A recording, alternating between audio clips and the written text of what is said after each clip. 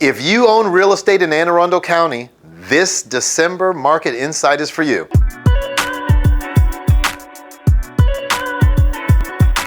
It's me, Melvin Yates, your neighborhood real estate broker with EXIT Flagship Realty. In this month's Anne Arundel County Real Estate Market Insight, we'll focus on empowering you with the real estate facts and data, no fluff. Now, I'm going to share the 5 things you need to know as we enter 2022. Plus, I'll give you the national data and explain how it's affecting us on a local level. Don't forget that my office has over 160 awesome realtors serving clients like you in DC, Maryland, and Virginia. And we would love to help you put a real estate game plan together. Now for the numbers. This month, the average sales price in all of Anne Arundel County is $496,391. Now this is a 9.9% increase over the last 12 months and a 1.8% decrease over the last 30 days.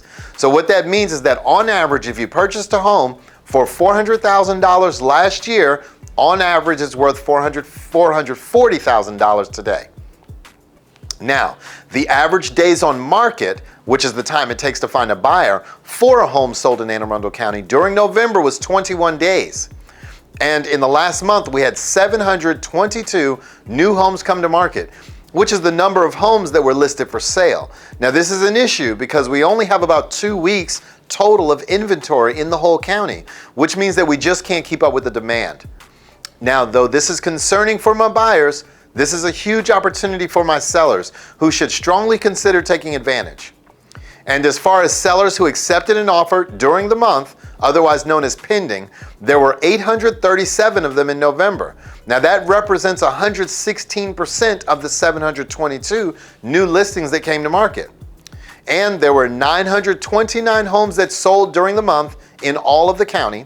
Now that's down 2.2% over last month and down 4.1% over last year this time.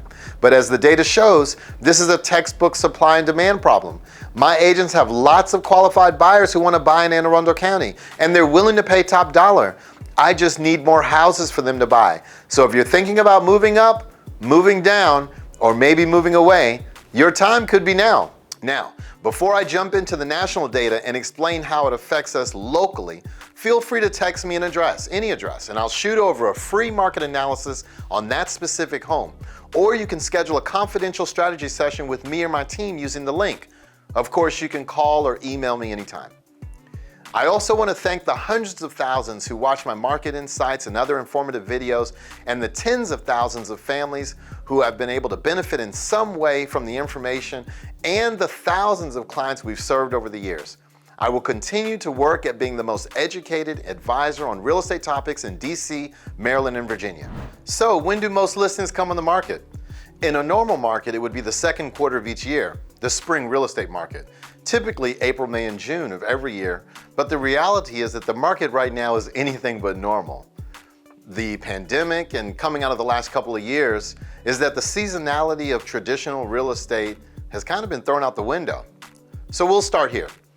Home sellers have historically moved when something in their lives changed, a new baby, a marriage, a divorce, or a new job. Now this comes from Jessica Lautz, the Vice President of Demographics at NAR, National Association of Realtors. She goes on to say, the pandemic has impacted everyone, and for many, this became an impetus to sell and make a housing trade. The pandemic caused a lot of people to say, we need something different in a home. Now it goes on to say the pandemic likely spurred occupants to shorten their home stay as tenure in the home decreased from 10 years to 8 years. Now, according to the report, now this is important here. This is the largest single year change of home tenure since NAR has been collecting the data. The historical data showed that families used to move about every 6 years, but after the housing crisis in 2008, tenure in homes began to rise. What we're seeing in this new report is that, we're starting to see the tenure come down. Very interesting as we look at it, and here's what it looks like geographically, going all the way back to 1985. You'll see the average of about 6 years of some staying in their home, most people staying, some people staying longer, 7, 8, 9, 10 years. The average just over 9 years now in a home over the last 10 years or so. Now there are a lot of good reasons for that. A lot of people maybe didn't have the equity to make a move. Maybe they were underwater for a while in the home that they own. Maybe they just said, we're not going to do anything. We're just going to try to pay the house off. Now, coming out of a pandemic, we're seeing that dip down. Now, I'm certainly not saying that 1 year would make a trend by any stretch of the imagination, but I think we can safely say that it represents pent-up seller demand in all those years that folks have stayed in their homes. We can say the meaning of a home has dramatically changed. We can also say there's more equity in homes now than there has ever been before in history. All of this leading to many people thinking, maybe now's the time to make a move. And I do believe we'll start to see that in the winter. Now, let's take a look at what George Ratu at Realtor.com says. He said, the pandemic has delayed plans for many Americans and homeowners looking to move into the next stage of life, and that's no exception. Recent survey data suggests the majority of prospective sellers are actively preparing to enter the market this winter. So going back, a lot of reasons we just talked about, folks thinking about moving. This study is saying we're seeing a lot of those people preparing to enter the market this winter. In that same study, 65% said that they either just listed or plan to this winter. 93% said they've already taken the steps toward listing a home, including working with an agent. 36% have researched the value of their home and others in the neighborhood. And as well as we've started making repairs and doing what they need to do to sell the home. I think today in this market, being prepared, being educated, and taking action, if appropriate, is what I want for you. Now, Danielle Hale says that this new listings have risen now for the second week in a row, with this recent survey data suggesting that a growing share of homeowners and potential sellers are eager to find new homes. Now, there's reason to believe this may be the start of a welcome trend, especially as we move into cooler months. As we look into the winter, the data shows that we're going to see more activity among sellers and among buyers than we've seen in quite some time, as seasonality has been thrown out of the window. Now, let's just talk for a minute about interest rates. Probably one of the biggest things that's going to be talked about as we go into the new year. What's going on with the interest rates? The overall outlook is interest rates are going to rise.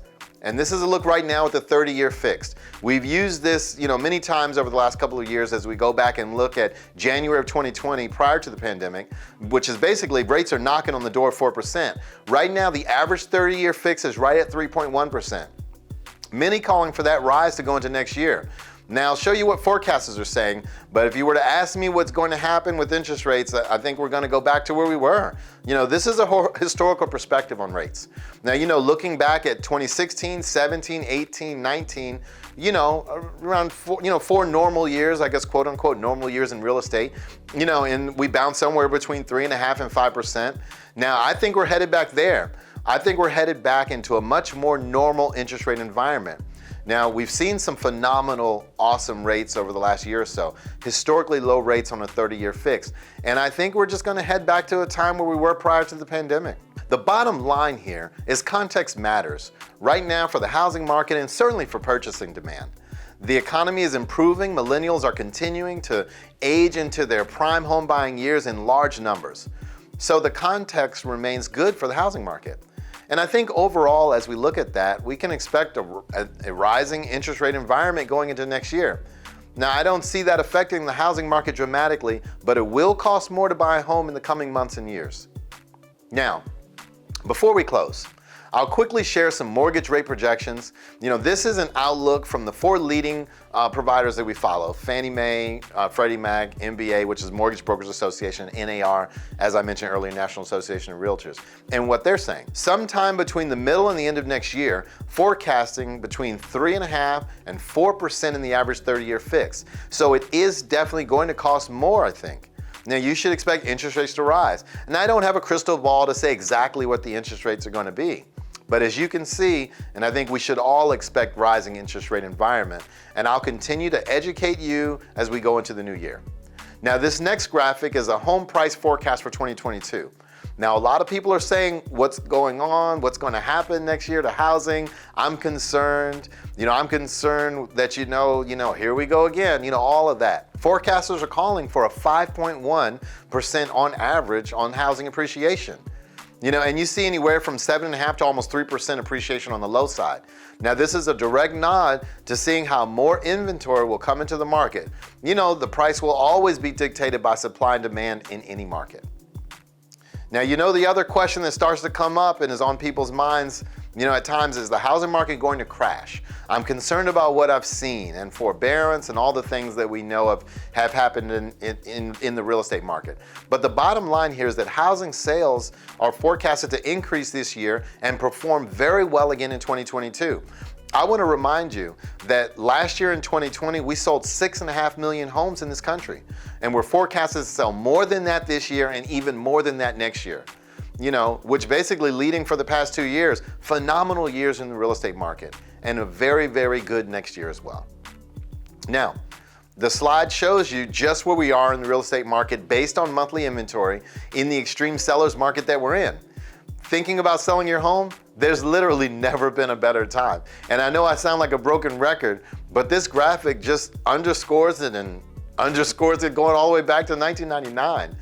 What does the market look like?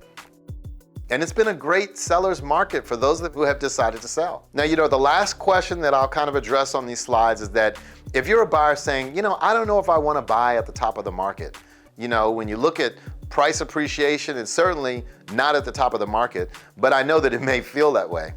For my sellers out there, if you're saying, if we sell, we're going to have to pay more for another home. That's why I've laid out the appreciation forecast, so you can see for yourself. Pay attention to the data. Now, the best time to buy a home is this year, and the best time to buy a home, the next best time rather, is right now.